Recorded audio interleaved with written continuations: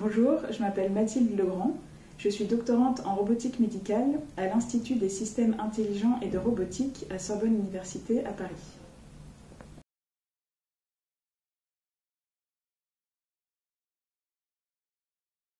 Alors j'ai fait un parcours assez classique de classe préparatoire, école d'ingénieur.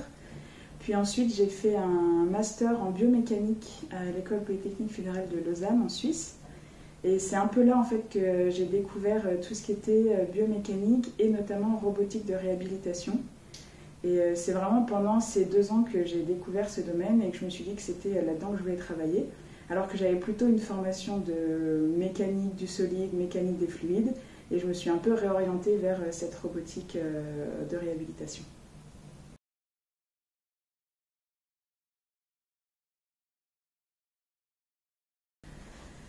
La robotique de réhabilitation, c'est la robotique appliquée à la médecine et en particulier pour aider les personnes à retrouver la mobilité. Donc que ce soit pour les personnes amputées, avoir une prothèse qui leur permette de refaire des mouvements qu'elles pouvaient faire avec leur bras avant l'amputation, ou pour des personnes après un AVC qui parfois ont la mobilité réduite, voire supprimée dans certains membres. Ou pour d'autres maladies qui affectent la mobilité. Et donc c'est développer toutes sortes de robots pour aider ces personnes.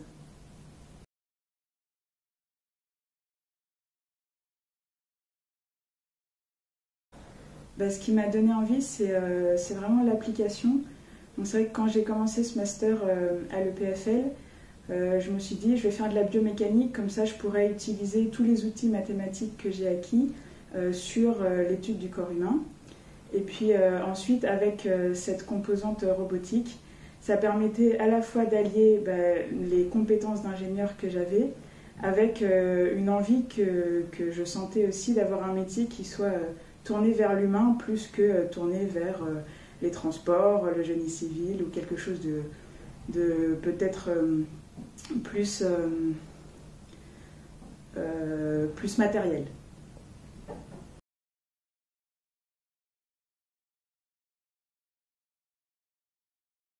Alors pendant ma thèse, je travaille sur le contrôle des prothèses de bras et en particulier pour les personnes qui sont amputées au-dessus du coude.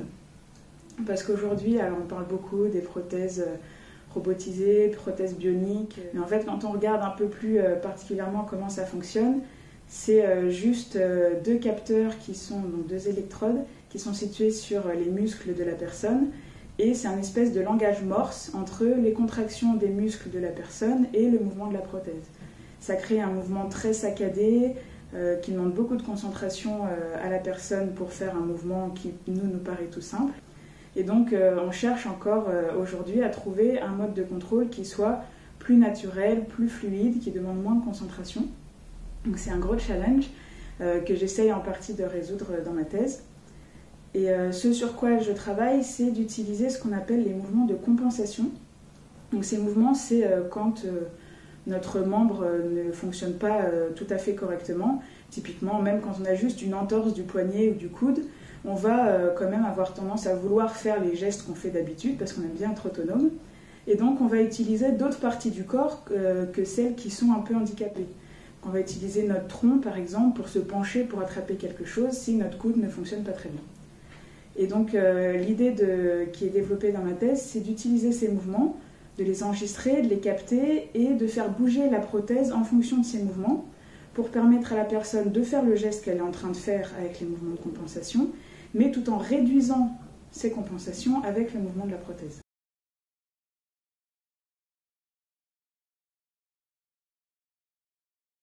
Donc j'ai candidaté parce que quand on travaille en recherche, on aime toujours bien savoir si notre travail vaut quelque chose, s'il peut être reconnu ou pas. Donc on a tendance à vouloir quand même candidater à ces prix pour avoir un retour, même si un retour négatif ne veut pas dire que notre travail n'est pas bon. Mais voilà, on a quand même envie de faire reconnaître notre travail, de savoir ce qu'il vaut.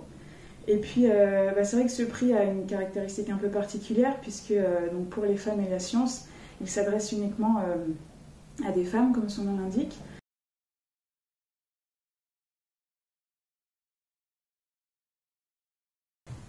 Alors après ma thèse, c'est vrai que c'est encore un petit peu flou pour moi, parce que j'aimerais énormément continuer dans ce domaine de robotique de réhabilitation, que ce soit sur les prothèses, sur les exosquelettes, sur d'autres robots.